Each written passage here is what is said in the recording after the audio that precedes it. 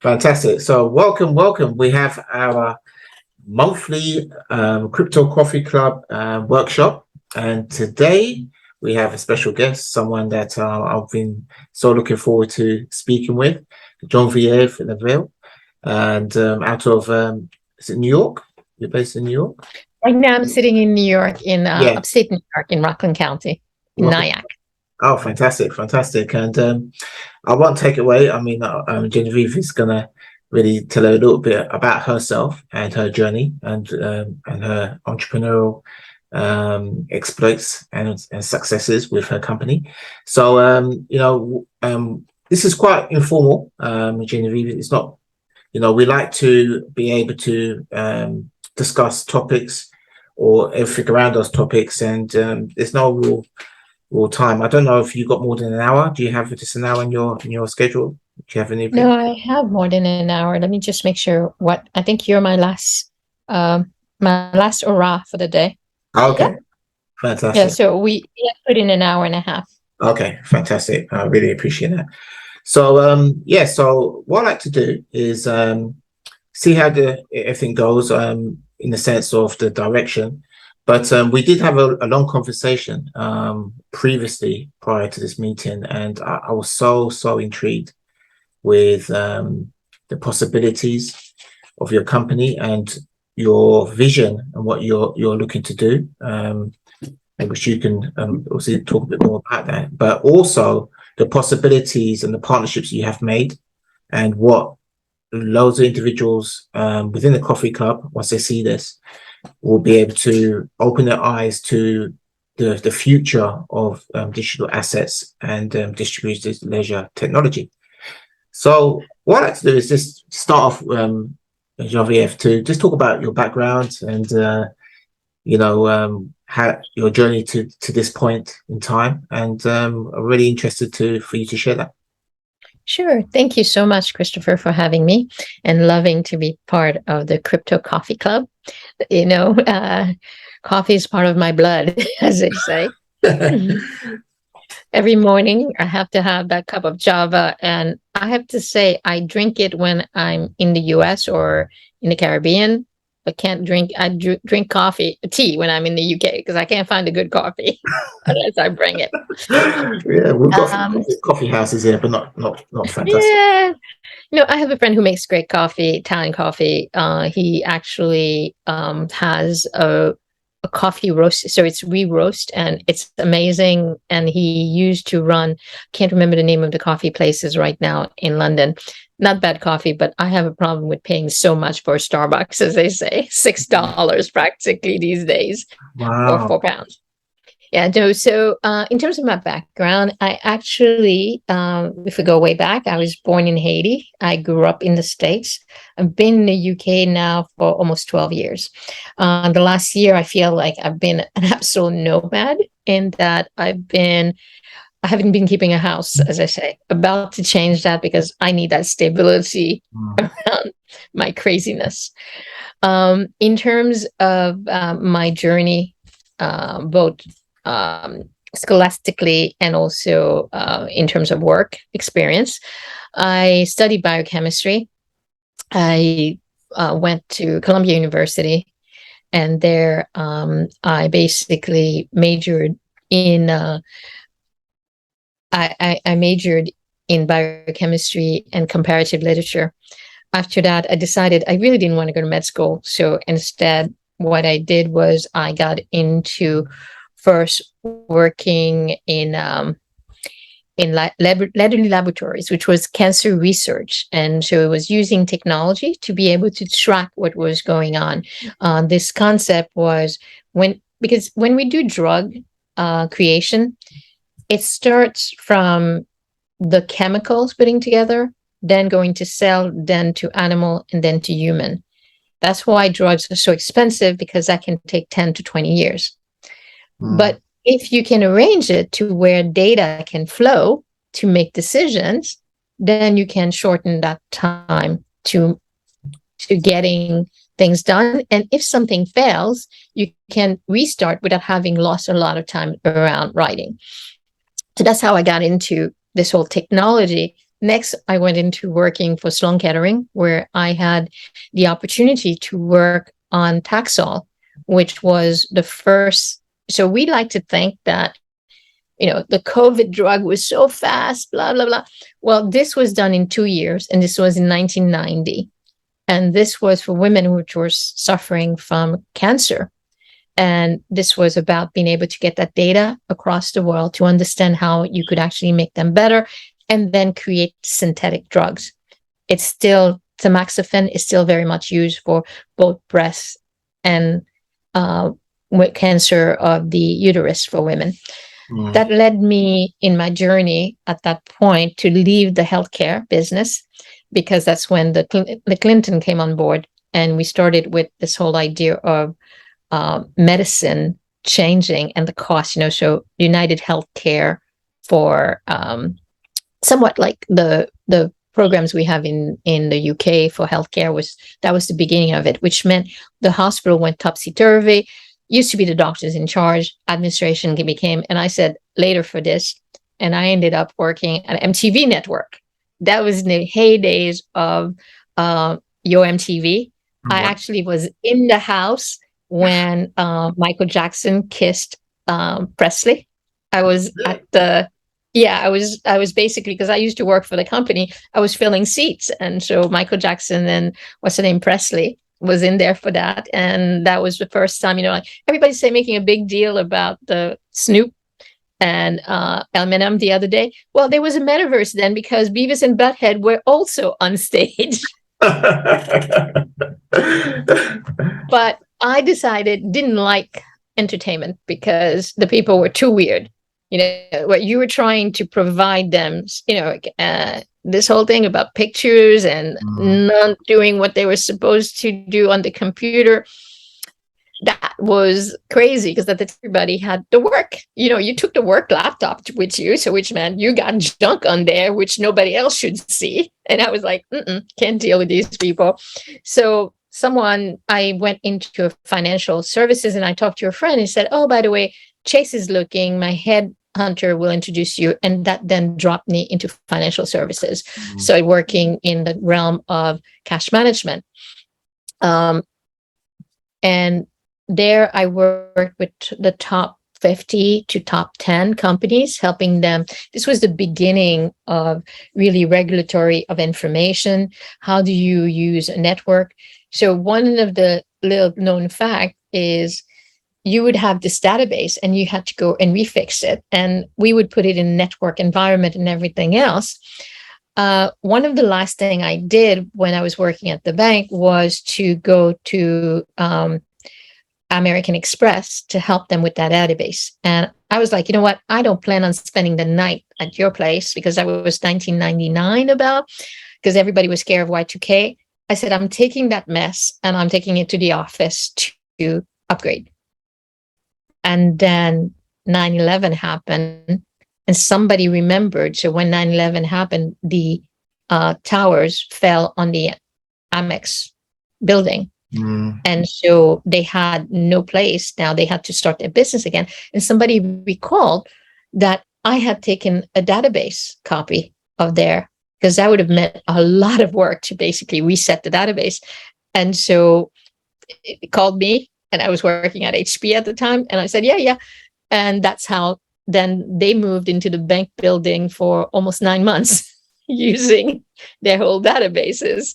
So this taught me a lot around financial, in terms of the needs of a company for their funding. How do you work in a centralized, decentralized? And then the bank had sent me actually to work with HP, and HP was getting rid of Agilent at the time and becoming more about just the technology and no longer the healthcare. They had sold the healthcare division, which was Agilent. And I worked with that, and apparently I did such a great job. And they said, well, would you like to stay? And I was in California, and it was the worst winter in the US at that point. I'm like, sure. I get to walk around with sandals. I don't have to worry about anything. Great food. Why not? So that then took me to working in the treasury. And this is where I actually think I got into the asset aspect, the centralized, decentralized, because HP was globally where every payment at the end of the month, so at the end of the month on a certain date around the 20th, all payments went through Treasury. So you had the AR, AB, all of that flowing through, but the businesses on the other days ran themselves. So how do you look at that kind of environment and understand the data so that do I need to make an investment? Do I need to borrow money? Because that would happen a lot in Treasury, is that you didn't know that you were going to get a big payment coming in because somebody in AP forgot to say that. And you go out and you make a loan with the bank for over the weekend, and then all the money comes in. So this was a mechanism by which we could actually prevent those. So I love what AI is about now. And at the time we were trying, this was 2004, we were trying to look, how do you predict the behavior of a customer? How do you look at what's going on in the industry? Like, let's say if you are dealing with a paper company and suddenly there's a whole bunch of forest fires, that means their supply is not going to be at the same level. Are they, if you're supposed to be getting supplies from them, is that going to go up? If they're supposed to pay you, are they going to have issues with paying you? So really understanding those behavior was something I started working with on an SAP background. I was about to mention. Sorry? I was about to mention ERP, SAP type systems. Yeah. So one of the things about system, and this is why I think is very, I actually think about that. We need to think of blockchain technology in the same way. We have databases and we have solutions, but one solution for HR is not the same solution you're going to use for your account receivable or your account payable.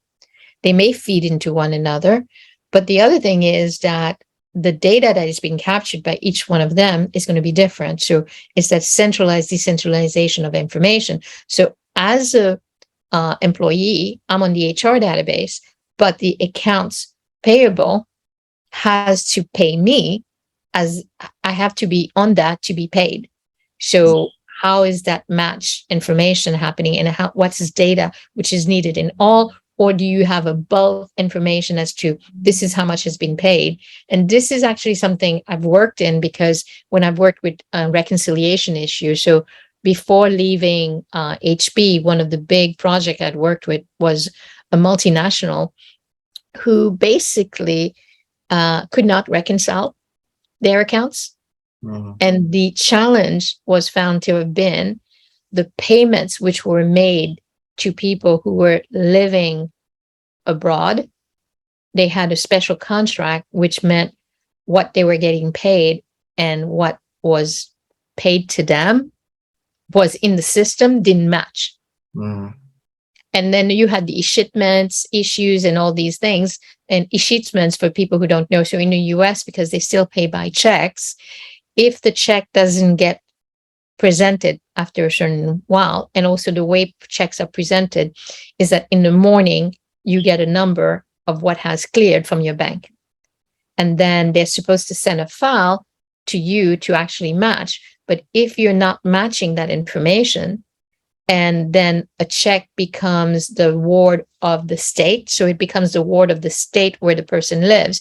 So where you will have an issue is, mostly this was a manufacturing company, a lot of the employees would receive checks, and what they used to do is they would not cash the check, so that this would be the way for them to save money instead of putting it in the bank. Because I understand them. You put it in the bank, you think it's liquid, you might as well use it. So that was the mattress. And if the check burned, they didn't know how to go about and getting them. So this was a big issue. But what happens is that people don't understand that treasuries are usually very centralized and decentralized. And so you have a lot of on behalf payments or on behalf receipts, which is, the assets of the organization are held by somebody else, but in escrow at the main company. to that journey, so I will say in the last 25 years, I haven't applied for a role. I've been recommended or I've been scouted for roles. And I like the scouting better because recommended better because at least you give the person how it's going to be to work with me. So my next opportunity was very brief. In 2008, there was an opportunity to come and work at Barclays. But as we know it, 2008 was a washout. This was in June 2008. So by end of July, August, they were like, we can't offer you this job because the world is not the same. And 2 years later to the date, I got an offer from RBS. And at RBS, I started doing the implementation of a core SAP banking.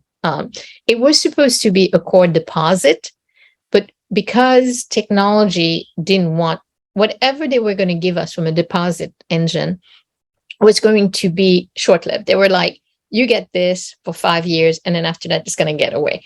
We should have said, yeah, we'll take it for 5 years, because after that, anyway, it was going to take years before they got rid of it. 5 years later, maybe they would have started. But because because of the fact that we were going to sorry, something came through. I can't shut down on my computer because with GHP,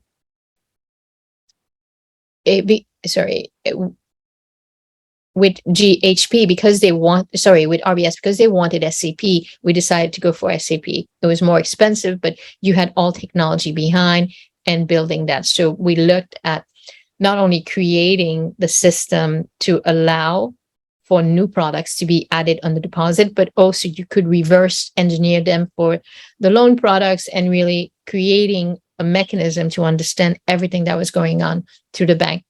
So this actually, I think, the reason I went through all this thing is that I have experience in doing very large scale technology implementation and really looking at how do we look at the financial problem, the process problem, layering that and saying, which tool do we use? So when I started looking at the blockchain solution, actually my first solution was around creating a digital asset, which could be fractionalized. So taking the whole concept of food, such as a commodity as rice, and how do you create the investment into the rice commodity and create the different grades that are actually as supporting the customer, and how do you also support the farmer? So in ways, this was in 2013, 14, I was talking, not 14, sorry, 18, 17, 18. I was talking about how could you create these digital assets that could be invested in a way that would follow the farmer. I still think this is something which is possible, but first we need to use the right tools. And this is why, for me, I'm very much about distributed ledger. I can see DeFi sitting on a blockchain, but when I'm looking at asset creation, of value creation, you need to protect the individuals who are participating. And those will include not only your producer or farmer, but also the organizations who are basically trading. So we sometimes forget that the trade asset, part of, the fact that I have an asset in my possession doesn't mean I want the world to know how much I paid for it or how much I value it, unless I choose to divulge that information. So with DLT, I think the added bonus that you get is the fact that you also have the privacy. And I then say we go from transparency to, I stole this from Dave Burge, translucency.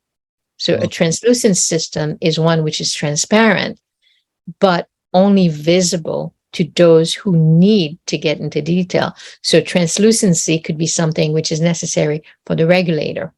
Obviously, you'll have everything which is yours if it's your data, but you choose to whom you share the data with, and you choose how much of information they can see. And I call it, it's very much like being married to someone. You register the marriage with the government, but that doesn't mean everybody needs to know what's happening behind your walls every day. They just know you're a married couple and that you live here. That's right. So, which is good. And I mean, thank you for giving us a comprehensive journey all the way through the years and to where you are now. But what was the pivotal point for yourself? Obviously, we touched, because I'm going to touch on a couple of things you said when it comes down to decision making, the data needed to make decisions. Now, if that data or process, or the process relies on data to be reconciled, all these things. So there's always been, because I've worked in technology for over 25 years, and the data has always been centralized. I've always worked with centralized systems. I've always worked with, and there's always a mitigation around data in the sense of replication and backups and all these things that centralized systems bolt on to protect the whole integrity of the data's so-called integrity. But when it comes to distributed ledger technology, DLT, what made you choose a supply chain? What was the because it's different.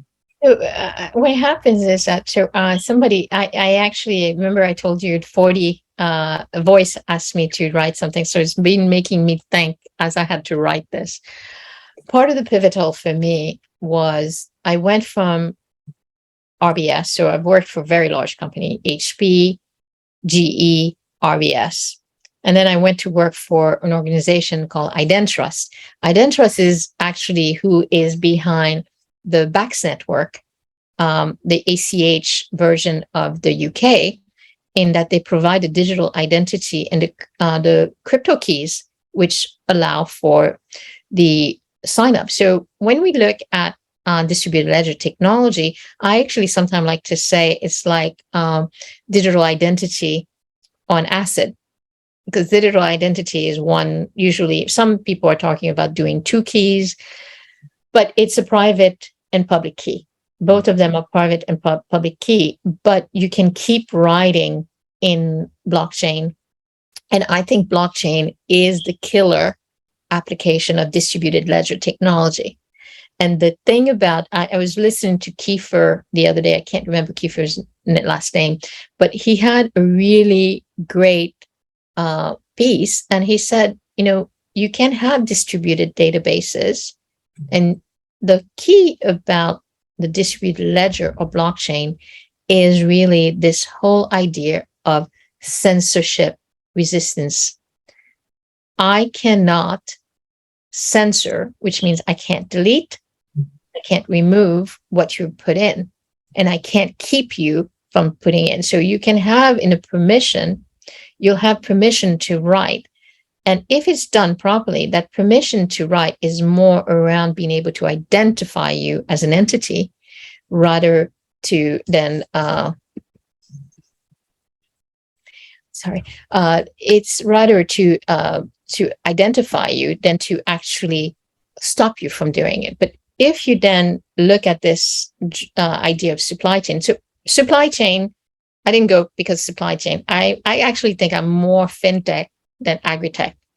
Mm. The key was I was looking, when we look at this ecosystem, very opaque. I also wanted to be doing something which it didn't matter what day of the week.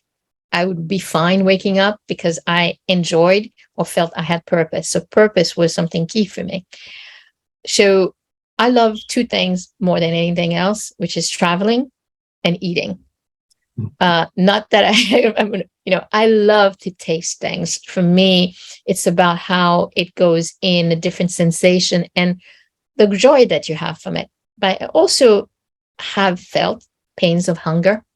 I've seen people who have not had, don't have enough to eat. I was born in Haiti. I've traveled to Africa and to India, and I've seen what abject poverty or hunger can do. And then also, I have actually myself experienced many a time food poisoning. And when we look at this, these big problems, when we look at food poisoning, about 600 million of us fall ill on a yearly basis. And of that, you have about 40% dying.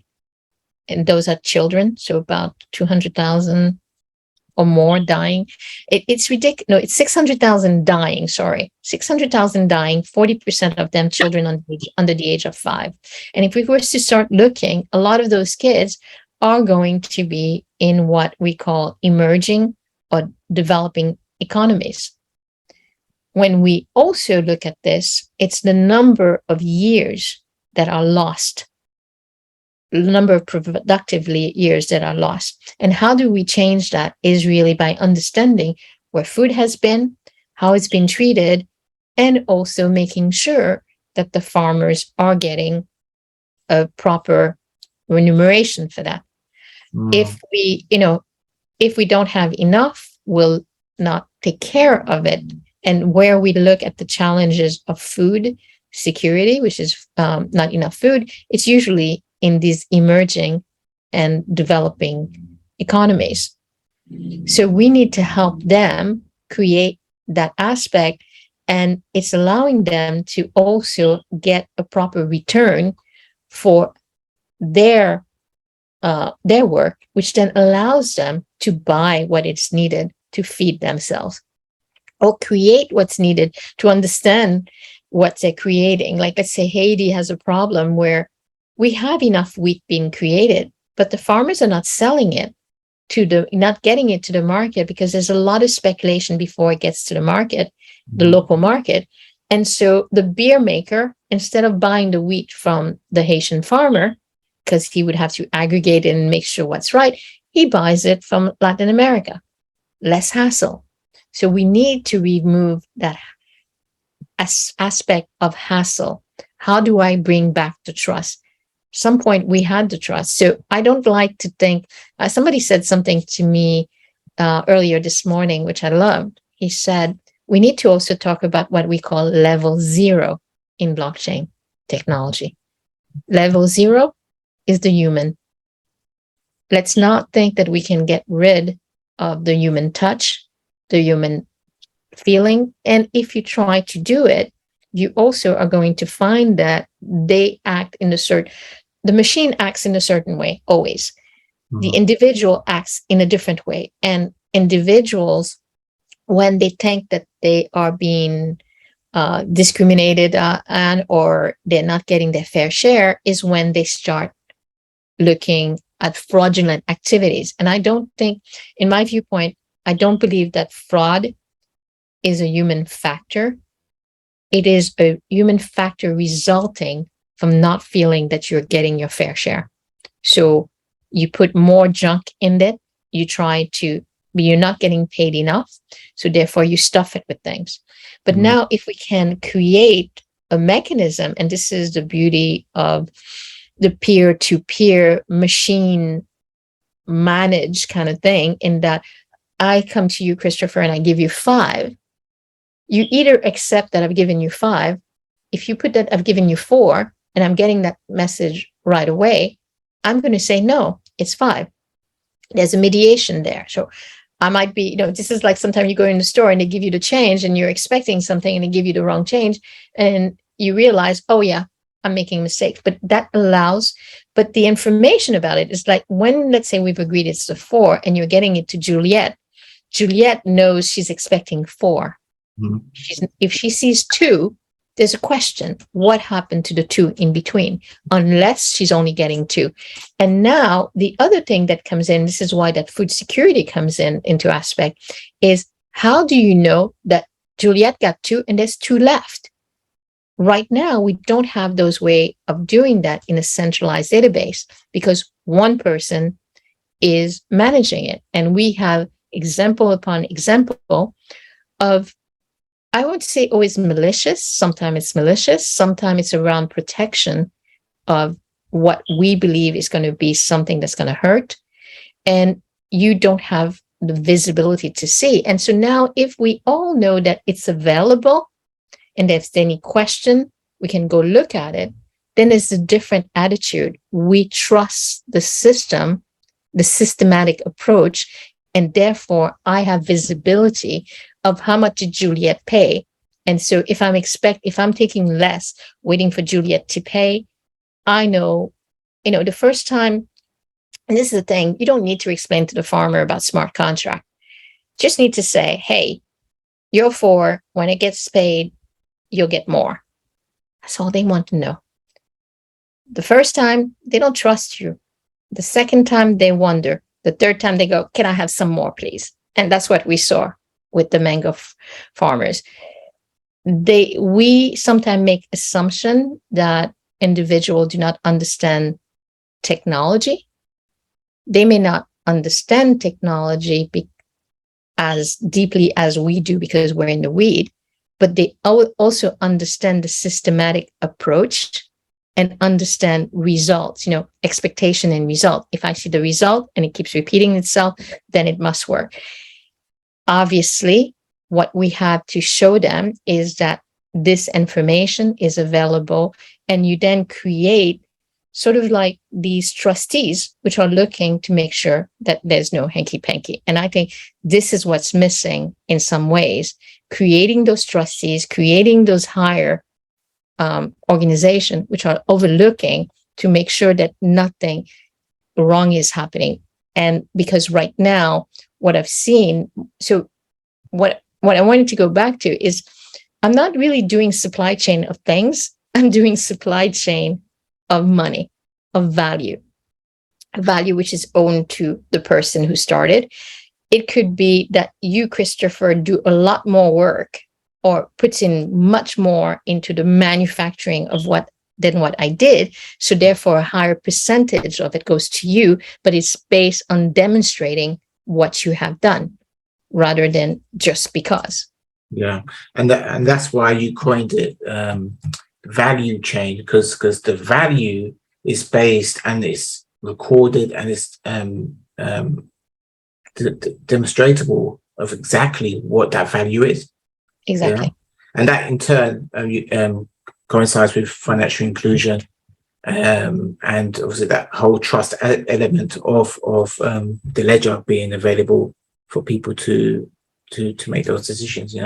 And I also say, this is what I would even call, so my new horse that I'm trying to climb, or let's say my new thing, is about digital inclusion, because it's not just about financial inclusion. Mm-hmm. Digital inclusion begets financial inclusion. And let's just even take it home to where we are.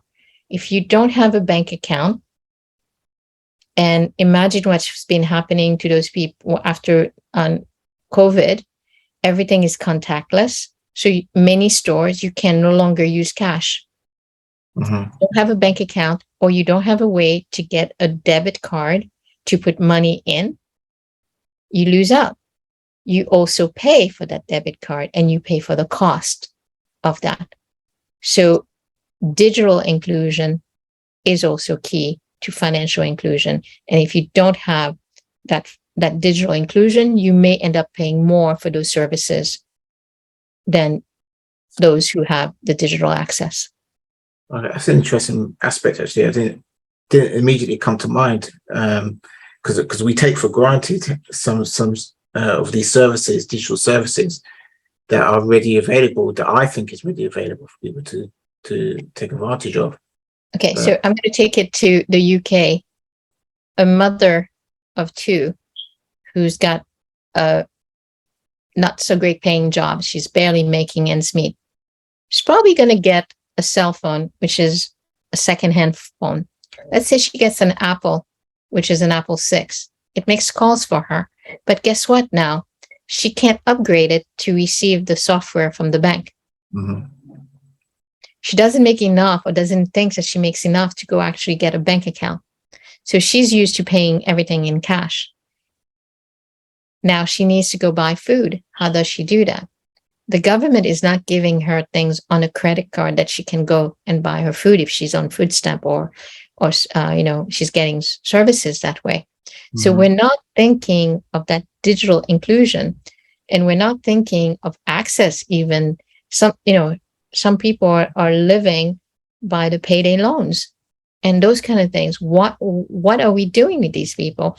And are we looking at the cost to them, the heightened cost to them for not having that digital footprint in the right way? That's an interesting point, actually, because even though we're in a so-called developed world, there's a lot of individuals out there that are disadvantaged. I've got a question here from Gormathi, and I'll ad hocly ask you questions from the audience or participants as well, because they may. So if you have any questions, please type it in, and then maybe at the end also we'll unmute the mics as well. So there's two questions, but I'll start with the first question. Okay. Okay, that was interesting. Okay. So I'm looking at creating digital asset from a commodity. Well, the digital asset is really a representation of, so it's that financial instrument creation. You can take an asset. So an asset could be a building, and understanding the value that can be taken from that building is what creates the asset. And it's almost what you call a digital twinning of it.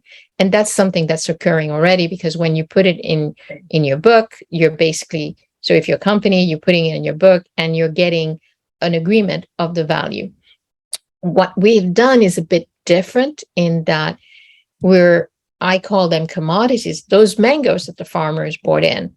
When the farmer comes in with them, he's getting paid 10 cents a dozen. But that mango, by the time it gets to the US, one mango is getting paid probably $2. Let's use that hypothetically. But as it's gone through its journey, it's growing. Now, if something happens to where it gets dropped in country, that's a loss maybe of the 10 cents paid to the farmer, 2 cents for transportation, and 2 cents for sorry, it was 10 for a dozen. So it's about 2 cents. So probably about 6 cents on that mango, which means that that asset, which is now lost, has lost the opportunity for 2. And however, I can recognize that loss by saying, now that I had 50 mangoes go through, they realize those 2, and I can write off whatever cost I've done up to now. And these things are things that you can do in a centralized database. But the fundamental difference in the agricultural ecosystem is that there are many counterparties participating, and each adding, be it the let's say it's just transportation, they're adding a certain value by getting it from point A to point B. However, if it's who would own that data? The farmers usually, or even big producers in the Western world. What are we asking them? Are we asking them to keep track of those things, or are we asking them to grow food? So we need to make to where the systems are easy for them to do what they need to do, but also for them to be able to retain that ownership, that information, and to be able to prove what they have done, which means when those mangoes have been passed over, that farmer, no matter what his digital abilities are or technical ability, receives messaging saying, you delivered 100 mango. When his mangoes get sold in the US, he gets told how much money he's going to receive, which is his benefit. And that's why I'm sort of saying it's a commodity, because that commodity can also dissipate to where and this happened for real with some of the farmers, there was a electrical fire, which meant all the mangoes were actually in the hot water and they fried. So which means what had been paid was what the farmer had received, and there was not going to be any other opportunity for that. I hope, Gormathi, that kind of answers the question. Yes, if you can just type in here to see if that did ask. And then the other question, I know about that, the investment stocks. But I will say that if nothing else, the whole COVID demonstrated exactly the whole COVID demonstrated that we have moved into a different world where before, when it came mostly in agriculture or even in supply chain, if I was a company, I would send my guy to that country to go look. So you go to South America, you go to Africa, and this is all these guys did. They just traveled and go and meet and look at the product and make sure, go to China. Now, if you're buying stuff from China, you can't enter China. You cannot go there because 21 days in quarantine before you're let out of the door. Mhm. And then you don't know if you're going to get to see the people you want to see. So what has happened is that there has been, whereby system existed before, it's become very clear that the only way we're going to be able to do that is in a systematic way. You know, payments. People used to be, I just can't pay cash. I just go to ATM and I pay. And it became, oh no, you need to have your grocery delivered. It's no longer a nice to have. It's a must have if you want your stuff, if you want your food. So that has created a better understanding as to why distributed ledger technology are needed. Now, as with every new technology, I don't know if you guys were around in the early 2010, 2011, when we were starting to look at big data and everybody was talking about data lake. It was so expensive to do these things. Now it's commoditized. You know, you can get an AI for it to just do it, anything practically that you wish to. Whereas before, it was specialized, it cost a lot, and you went, what? Now, what happens is that most people, unfortunately, in business, do not always feel comfortable about transparency, translucency, or letting things out in the open. And they haven't figured out yet, what is that going to do to my business if this information, because if you can't track it, you know, so we talk about the supply chain. They care in some level as they're paying more money for the supply chain, but in other ways, they don't really care because they don't want it to be out there. And when, you know, so I'm going to use as an example, the energy going up 600% in the UK because of Ukraine war is ridiculous. We don't even bring in 6% of our energy from there.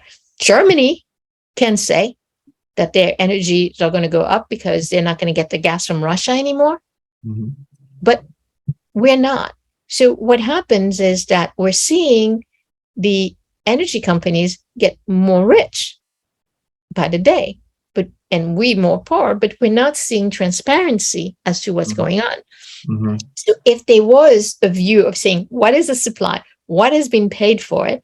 You could say a 20% increase is acceptable, but a 300 to 600% increase is unacceptable.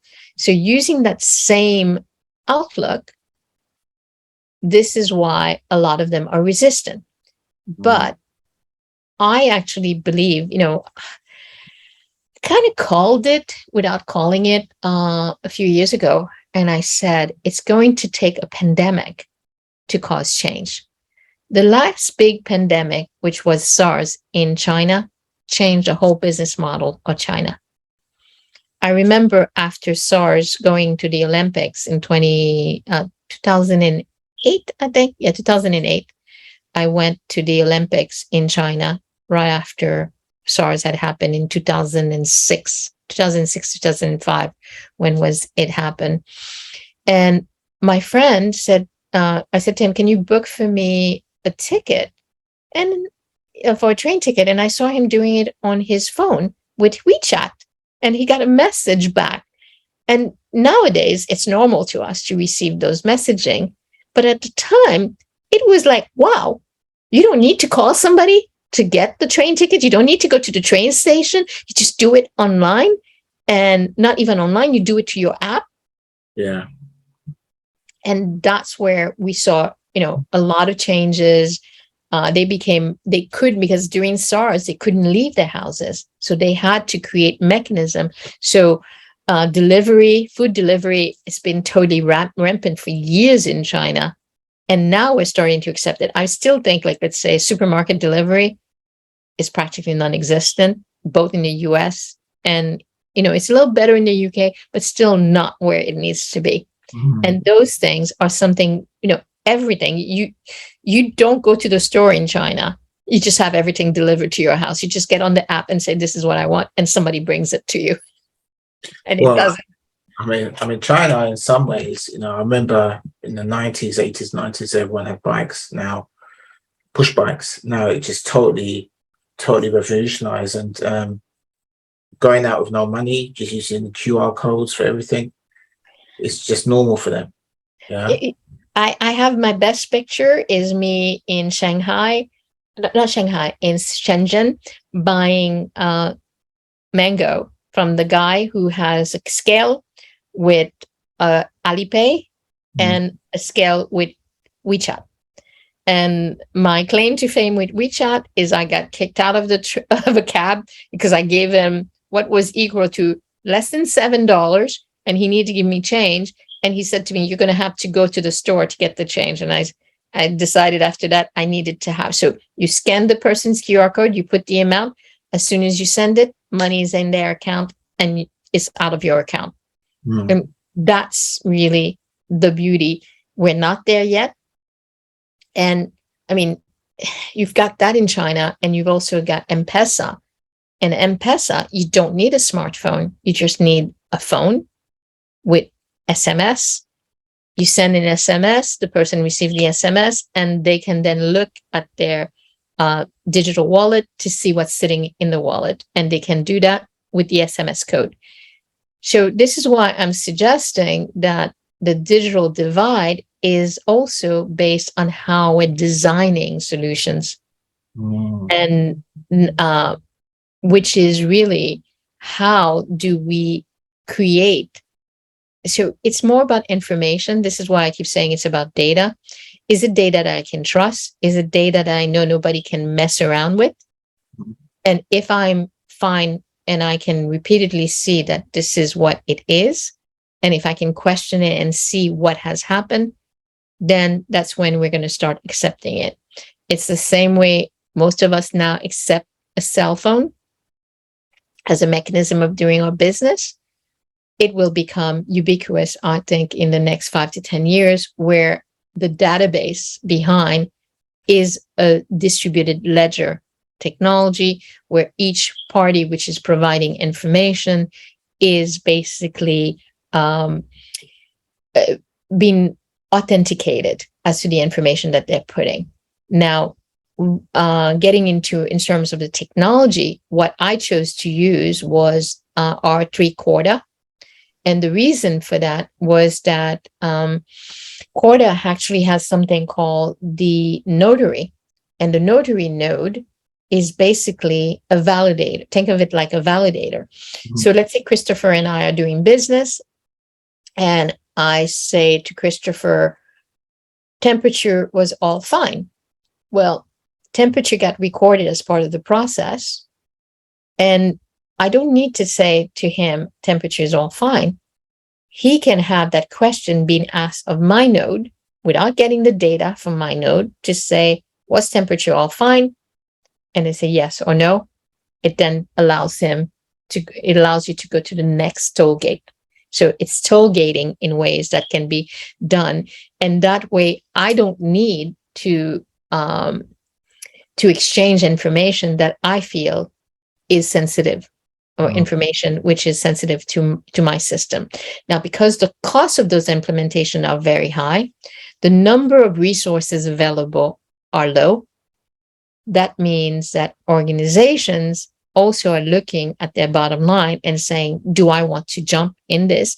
Because not only am I going to lose control, but I'm going to pay more than what I do right now. So unless there is absolute value for me going there, I'm not going to do it.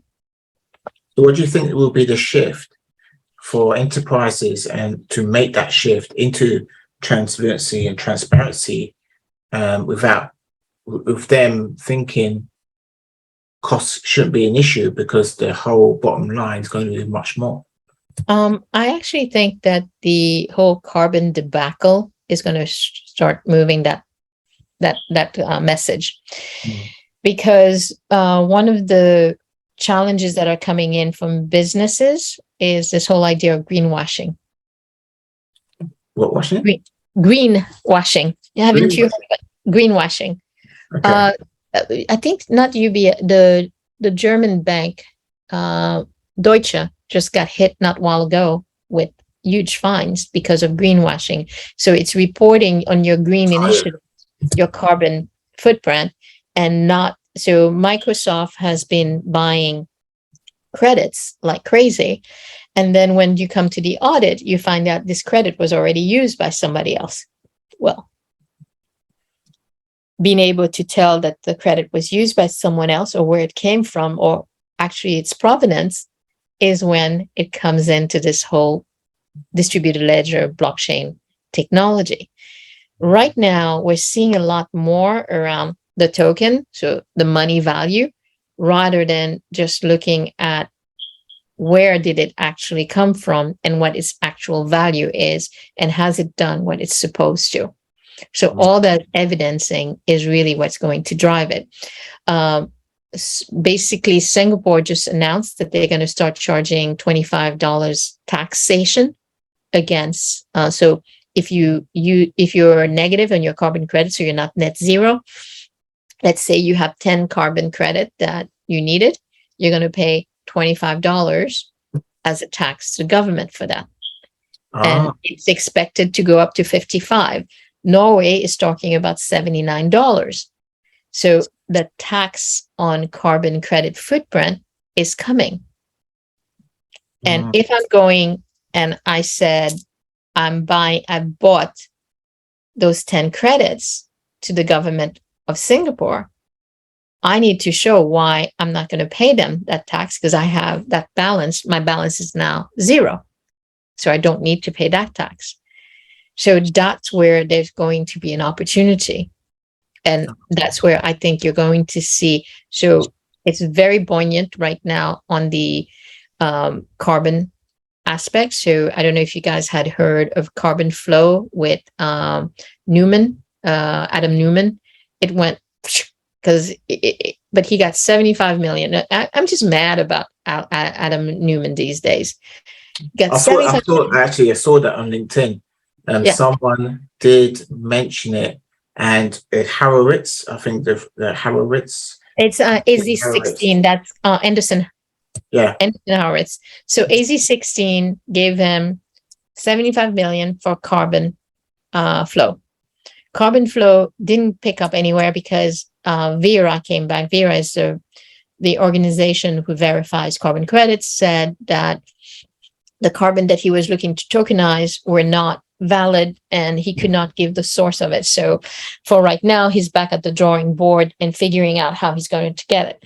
And then he got, at the end of July, an investment of 345 or some crazy 300 million for this thing called Flow, which is going to be more toward what he does already, but it's around housing. So he's apartment housing for people. And that actually is more than what the US Black founders got for the two quarters, the two last quarters. He got it in one. Yeah. You can't hate the player, but you can be mad about it. Yeah, well, I mean, somebody said that he's very good at putting together deals and looking at the numbers and playing up to the VCs. So, he knows how to play the game. But the way I look at it is that the backlash was the fact that lots of women founders were not getting any investment, and a lot of minorities as well. So, with this whole ecosystem of distributed ledger blockchain, and digital assets, and it's meant to be a level playing field for people to participate in the fourth industrial revolution. This is what it is, the fourth industrial revolution. I just feel everyone should take advantage of it, but most people don't know how. So I think this is where Gomapati's second question comes into play. I think that we need to help one another rather than, because what happens is that as founders of color, we're not, I hate to say that, we don't have a welcome seat at the table in terms of leadership. We may have a welcome seat in terms of our dollars spending to buy those assets, to create those assets that then make somebody else rich. These NFTs that they're being created. When you're looking, I haven't heard yet of a Black person or a Black creator which is created an NFT and made of money. It's more, these organizations are making it, or you're talking about very well established artists which have sold at a very high price. So we have a disconnect in the space right now. The other thing is that when you're building technology, it's not like opening a store where you have revenue coming in because people are coming through your door. This, you have to build a product, find the people who are going to use it, keep refining it until you get lucky and it becomes ubiquitous as to the foundation that is used by everyone, or you sell it out. But that's a journey that could end up taking 6-7 years. That journey needs to be funded somehow. And one of the other challenges that I think we have is we don't always have the network to be able to, to get that access to those dollars, to get access to those very rich people with money who just want to throw it because they believe in you. I actually do need to get the book to read, but let's say Starling Bank, what I understand is she basically had to go and she found one person who believed in her and put the money toward her being able, because Starling is not a bank. It's a digital bank. It's a digital experience. It's about giving people access to banking services in a ubiquitous way with reduced friction. And that's what, it came out as a mobile app first. It didn't go into a web page. When we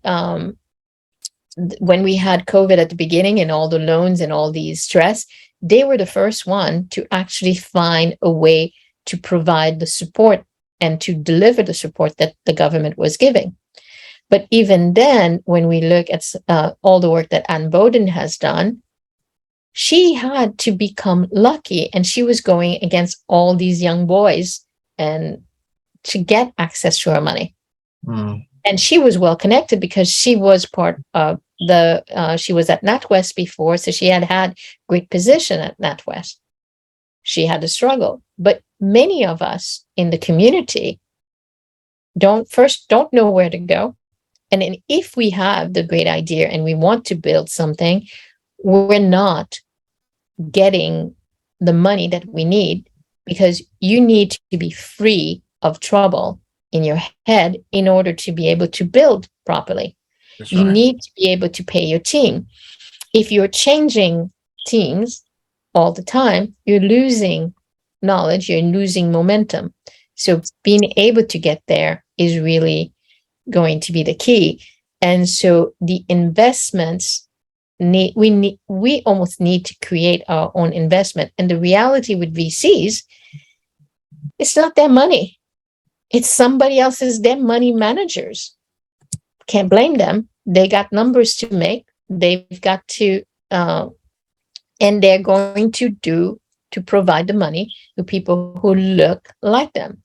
Now, my challenge to those Black VCs or those people who say that I'm looking at people of color, their challenge could be that they're not getting the P's, they're not getting access to the funding that they need to be able to do.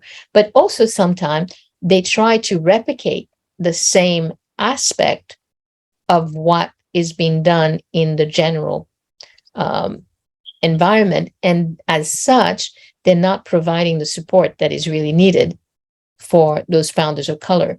And we need, in order to be able to be successful at this, we shouldn't just be consuming, we should be building, and we should be building the tools that allow people to onboard into this environment. So either the dApps, so it's great to do NFTs, but you want to, the best part is to actually have the software which allows people to either buy or build the NFT.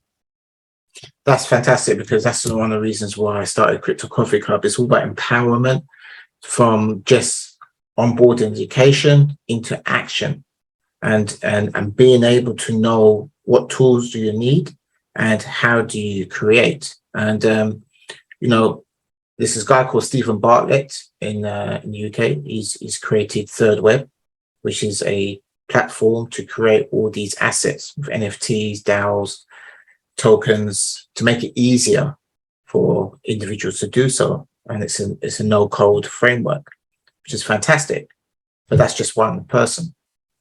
Yeah. I just want to very dovetail to something a bit different, because I know there was a recent announcement with your company, AgriLedger, a partnership with Super Oracle, and Yes. and that's what caught my attention, actually, because I didn't know about you beforehand. But when I saw that announcement that Linda put out, hopefully she'll watch this later on. But it really got me thinking, because I've been looking at Super Oracle for a little while now, and their tokens coming out, so I'm on their preferred list. But it's just making that how do you get those type of partnerships? Do they come to you? Did you go to them? They came to me. Wow.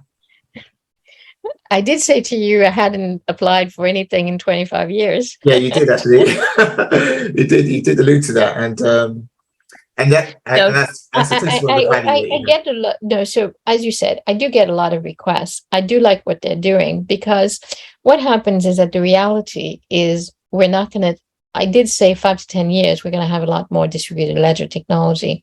But if we also look at what the whole premise of Web3 is, it's going back. So Web 1 had this premise that we would all have our own database and we would maintain everything in our environment. Web 2 became this idea of the Amazon and Microsoft managing, not only for us, so companies were managing it internally before, and then they started managing it for individuals such as us, which is Google and everybody else, or for the companies, also the small to medium companies who needed that information, which is where the whole data aspect has come in. There's this new sort of thinking of basically providing this data. I control my data to individuals. But now that you control your data, or you're your own company, and now you have your own database, how do I create that trust between you, that the data that I'm getting between you and I is what it is? And this is where Supra comes in. They start managing, because we've all been talking about having these oracles being able to communicate. But then you would have to onboard every oracle that comes in. What they bring in is this idea of being able to sort of manage those oracles through a third layer. So a great sort of, to me, when, I'm waiting to get to know more about them, but I love what they're doing. It's that layer platform, which actually one of the ones I've seen, which works really well, is in Estonia. So everybody likes to say Estonia has blockchain. Estonia just manages data through that different exchange layer. So Estonia is probably one of the most digital country ever. They did this because of the fact that they didn't want to deal with the Russian getting the data. So they started using digital identity to do that. And through that digital identity, data layers get exchanged. So in Estonia, all legal matters are handled via electronic, so whatever laws need to be reviewed by the ministers, they receive this electronically, and they're authenticating, receiving it, authenticating, making decision and changes.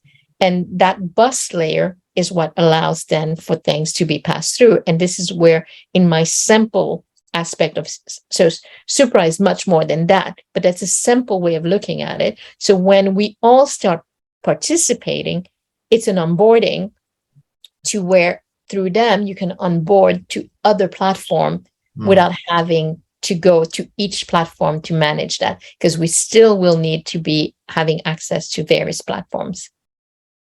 Okay.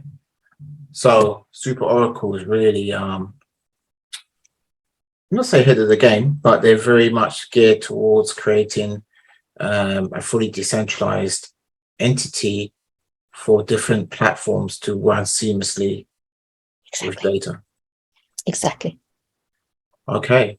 It's a bit like an extra layer on top of the internet, because we're also with Web 1.0, it's connecting people, and then Web 2.0 was more or less more rich features, but there was more centralization because Facebook and all these companies were hogging all your data. Now Web 3 is going to be more of a translucency, transparent, but at the same time you having more control. Exactly. Okay, fantastic. That sounds. I just want to open up to. We've got a couple of guys in here. Bobby, Juliet, and Nicholas. If you could unmute your mics, maybe you may have a question for our esteemed guest here.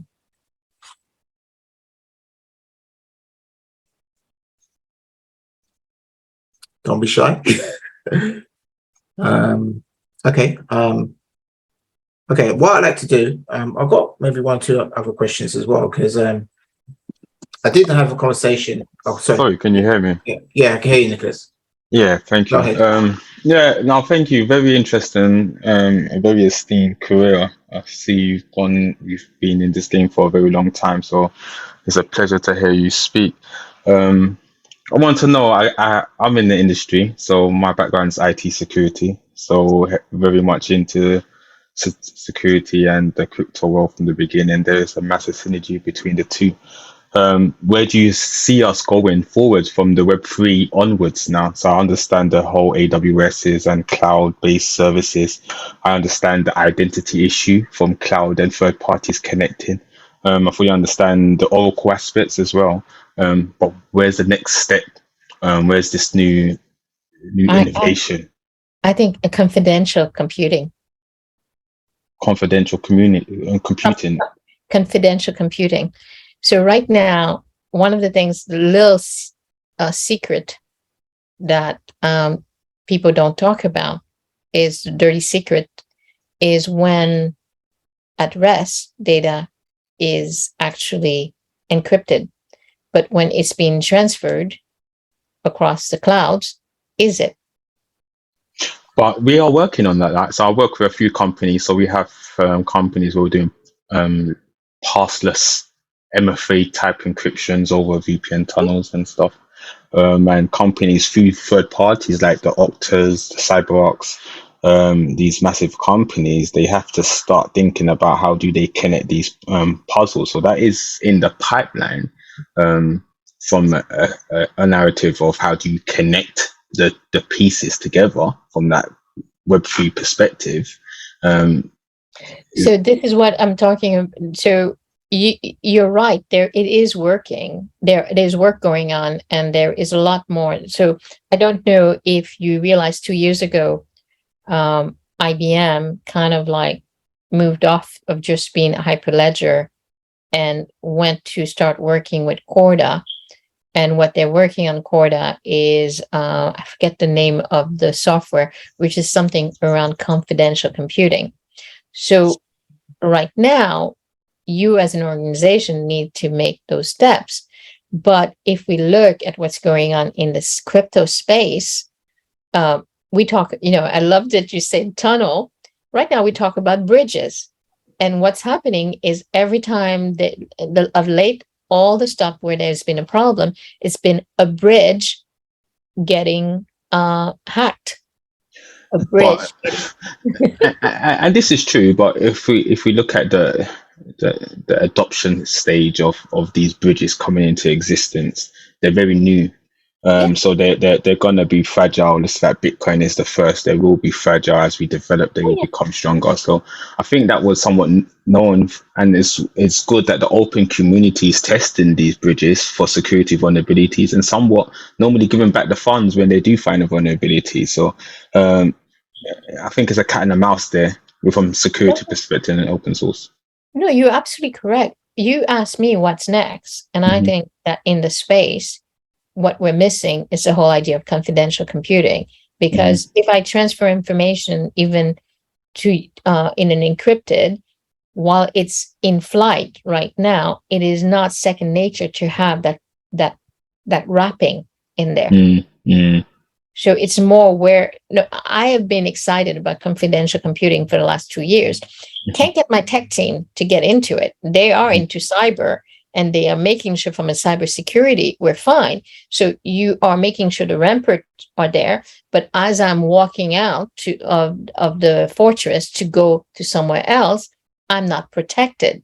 That's where I'm going at it. And this is, to me, the next step. So Supra, in a way, is taking care of some of that because they're like a bridge in a way. But I don't like bridge because bridge have open air and it's on top of something versus I rather a tunnel in ways. And I just see those as opportunities. And also when you're looking at the next big thing, it's really around central bank digital currency. Like it or not, it's coming. We're going to see it more in the emerging markets and developing markets. And the reason for that, the adoption, is we forget. One, printing paper money costs a lot of money. And you have to make sure it's not counterfeitable and all these things. So it doesn't matter if you're in Haiti or if you are in, let's say, China. You still, from a government standpoint, have that. Then a place like Haiti or many places in the Caribbean, you have the distribution and you have the fact that you're pegged against the US dollar and you have to usually keep your reserves somewhere in the US with that. So if you can start going to a digital mechanism, so this was something we had as a problem during the Haiti project, was that even though the farmers had a certain amount, the bank, because the amounts were much larger than what the farmers used to have, they had to drive a truck with money up there to be able. So it was a distribution issue and the distribution of the availability of cash. Now, if you could have delivered that digitally to them, and now this is where, for me, that whole idea of that tunnel comes in. So if I'm transferring money to you, I want to make sure that there is nothing that can go through while that transaction is in flight to actually intercept. So we have kind of that with SSLs, but we are now needing an SSL for data or for blockchain. So my question was, that leads perfectly to my next question. Do you believe that the digitization of countries or the centralization of somewhat countries on their currencies and the digital ID will be a benefit or a negative for the population? Social credit scores and all of this. I think it's a positive and a negative. Digital identity makes you be recognized as an individual, which means you have rights and you have access to services. However, it has to be done in the right way. It has to be done in a way that protects. And I worry when it's not done in that way. And I think of, disasters that have happened due to genocides. And you can imagine if you have a database, and that's, even though I'm not for blockchain technology with digital ID right now, I don't think it's ready. We're not yet ready to house it. I think that protecting individuals' identity is very necessary, mostly when we look at some of the atrocities that we have done against one another as humans. So that's one aspect of it. But the positive is that someone who's recognized and counted can then avail themselves of everything from digital services, financial services, or a better life. The digital aspect of and this is where, I do like the idea of digital currency, but I worry about that centralized the fact that it's central bank. So I'm going, okay, how is that going to be used? And you could imagine, in my worst scenario, I imagine siege being put onto your bank account. And we know that's happening in China. So you're cut off. You have no money. You have nowhere to go. There's no cash, because at least with cash, I can get cash and I can pay somebody to move me where I need to go. Exactly. And so I am concerned. And that's why I say we need to really go at this in what I would call a human-centric design mode, rather than being enamored with the technology and just pulling it out just because. So I think I'm always torn because, and this is why I like to say that I'm a scientist. I like experimentation, but I like to be able to have a control for my experimentation, to be able to understand what I need to adjust. And I think, unfortunately, we've gotten into technology where we only adjust when there's a catastrophe. Yes, you're right. In many cases, you have those whitelisting where, those people who are working to see where are the challenges, and then they return the funds and things like that. But we also are seeing a lot. And, when we look at the Axie bridge thing, they didn't return the money. And these individuals, were spending a lot. People were actually mortgaging themselves in ways to be able to buy into this game so that they could make money. Those who got in the beginning, it was great money, but those who got at the end were paying a lot of money to get to play, on the hope of making money. And whoever took those funds did not return it. I feel bad for people who put money in Luna and lost it, but I feel worse for those poor Filipinos who basically took their blood, sweat, and tears to buy into this thing to be able to make a better life for themselves and their children, and lost all their money. I mean, that's oh, sorry, Nicholas, does that answer your question? No, yeah, thank you very much. You answered both of my questions. So yeah, thank you very much for answering. But Nicholas, we need more of you also out there doing the work. I think that, and in ways also, what I think is important is for us to figure out how to bring the young ones along the way. The 15, 16-year-old. I mean, it's very funny. One of the things that's been making me laugh the last few days is my niece. She's in the Girl Scout, and she wants something called a Gold Star. And so she's volunteered with her soup kitchen, the local soup kitchen, to redesign their website. And I am basically spending the time in mentoring her and telling her what to look for and how to go about doing it. Because I think it's very important for her to get, even if she doesn't build the site herself, but understanding what's needed to build a site and how she goes about building that site is very key. And that's this kind of stuff that we need to do more, encouraging the young people to sort of be able to understand and to have concrete outcomes from what they're doing. And when we hear this thing about by 2030, the metaverse is going to be a 13 trillion economy, we need to make sure we have seats at the table and we're not just getting the breadcrumbs. And when I mean we have seats, we're basically really cutting the cake also. Yeah, agreed. Yeah, very much agreed. So I want to add a bit on that because we had Carmel Cadet here, and she did mention a lot of things regarding CBDCs. They're going to come, like you said, but there's not a lot of good press about CBDCs anyway on the internet, especially YouTube.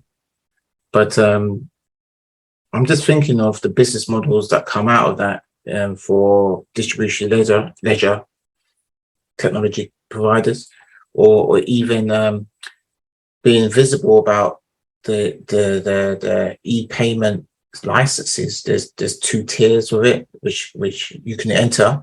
Obviously, the bigger tier is like Revolut; they have that license, but there's a smaller license that you can have as well, and that enables you to participate in this shift into stable coins and distribution ledger technology as well. So there's so much that I like to expose and talk about as well for everyone within the Crypto Coffee Club. We have Bobby and Juliet.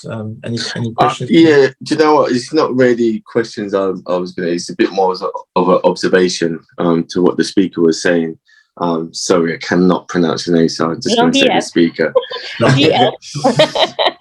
So yeah, it was just about when you were saying, involving the youngsters, like the 15-year-olds and things like that. And for me, I've got two children, one 9 and one 10, and the majority of the time we talk about blockchain, Bitcoin, and crypto. I think they know more about Bitcoin and crypto and things like that rather than the traditional pounds and pence and things like that. So, good night.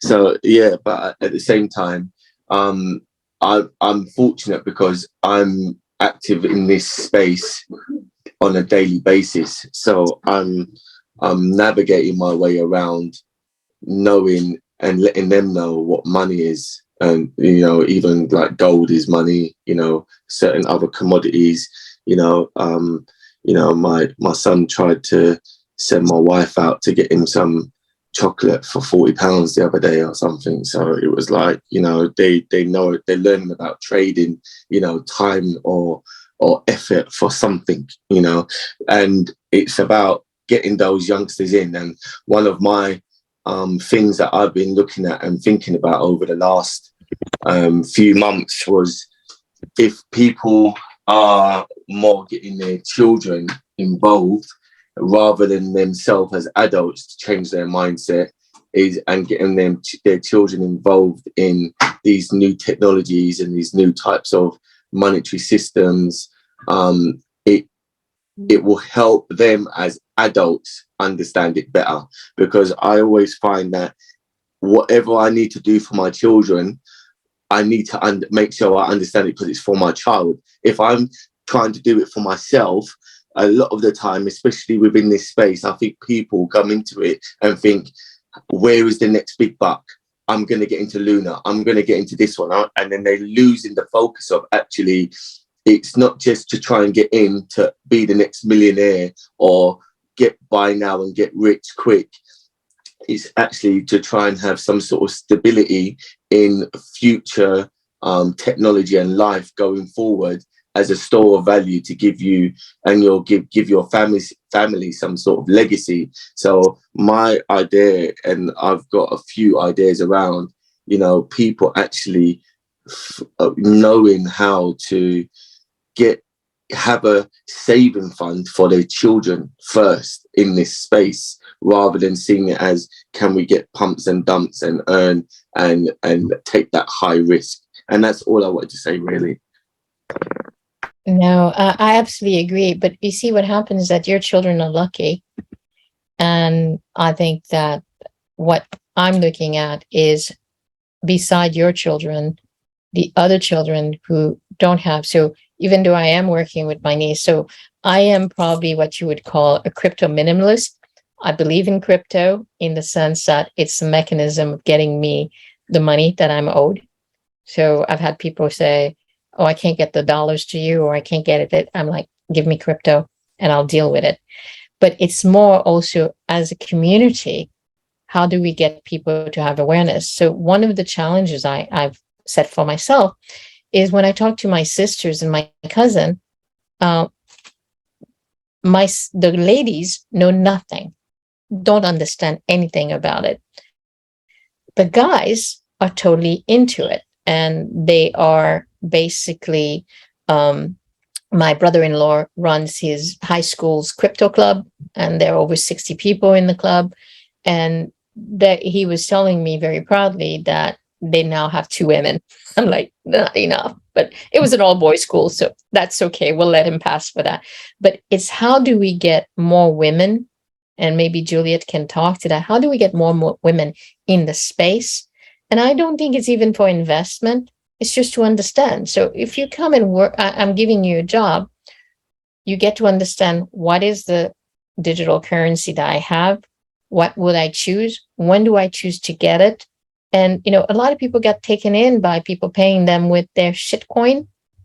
But you say, I want Ethereum or I want BTC, and then this is where I receive it. And what happens? Like I always say, these are like little purses that we have. Those wallets are like purses, and you just have to keep figuring out which purse it's in. And you may have 10 cents left in that purse, but you got to know that 10 cents is there, because that 10 cents can grow out to be 100, and you might as well take your 100 out. So these are different aspects that I think we need to get people to understand so that they can participate, or they will be left behind and they will not have the opportunities. And if I may say, I think perhaps the answer is that women tend to be a bit more visible, more put me in it and actually show me and actually demonstrate it for me so that I can do it. I mean, that's the way I started to learn about crypto. I'm no crypto queen, but that's how I started. Someone actually sat me down on Zoom and screen shared with me and then talked me through all the stages, actually took me through how I set up an account on, is it Coinbase or one of these, so that I understood how it worked, understood the thing around the wallet, what it means. I mean, even for me at this moment, I bought a Nano wallet and Trezor wallet. Now it's daunting for me. I don't know what to do to get my crypto off the exchanges onto it. So for me, a workshop is the answer. And I don't mean that the workshops we're doing are not good workshops, because they're talking, but they talk at a level, even for me, where I'm not understanding most of the language.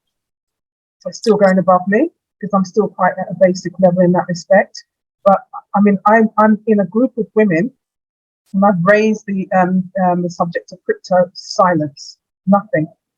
But I think if a workshop were offered, so where it was broken down and explained to them and said, visually, we're going to show you how this works in practice, and then they'd be prepared to embrace it, I think would be a good starting point. No, I absolutely agree with you. Yeah. Sorry. Yeah, sorry, I'm cutting a video on the Nano and how to use that as a basic, as part of my digital course. So I'm doing that as we speak. So thanks for the reminder, Juliet. But sorry, over to you, Genevieve. No, I was going to say, but that's exactly it. But for me, I take it beyond the crypto. If you think about it, NFTs, it's like going and buying a piece of art. And you can go, not every NFT has to be hundreds of dollars. It could be a $10. And being able to understand, how do you buy it? How do you display it? How do you get access to it? And that $10 can be something that brings you pleasure, but also an investment, so think about somebody who bought an old print of, what's his name? Warhol. When you bought it in the 70s, you might have paid $10 for it and you thought, it's cute. I like it. I want it. And then 30 years later, it's worth $1,000. But if you couldn't get it and you couldn't buy it, you couldn't get the pleasure from it. It's the same as even Pokemon cards. If you can't go and buy the Pokemon card, you can't understand what the game is about and you can't participate. So I think it's important to get people, and you have women in the space, but those are those who got in, as you said, somebody sat them down in the how. But I think that there are plenty of other women who might want to have that pretty picture that they can then display in a digital frame in their house, but they don't know how to be able to get one and why they might want to get one. I think right now we're talking NFTs mostly around picture, but guess what? Consensus has actually started to where when you take the Consensus Academy courses, it's going to be now that you get an NFT as the certification of you having taken this course and passed the course. So if you don't understand this, and so Consensus is doing it, but imagine there's going to be more. Starbucks is about to come out with an NFT for their loyalty points. So does that mean you're not going to get the discounts and all the benefit that comes from it? So, and once you have that token, how do you safeguard it? Because I think that's the other big problem. How do you keep somebody from getting what's yours? The same way, hold your purse underneath your arm as you're walking in the subway. This is the same kind of security you need to start having with your digital wallet. And unless you understand what the precautions are, you're just going to do the wrong thing. Yes, I totally agree. And the practicality of everything is what's needed, even at a high technical level. I follow a guy from India, Rohas Nagapal, and he's very practical. He shows you exactly what you need to do to move forward on a high level technical aspect, but just on the day-to-day, how do you do step by step what Juliet mentioned is needed, and I'm looking to provide that for everybody. But I just want to conscious of your time, respectful of your time, Genevieve, as well. The value you've given us is absolutely incredible. I'm really going to go over this with a notepad and pen and really take in the nuggets, I'm sure. Unless anyone else has got another question, we'll look to wrap up.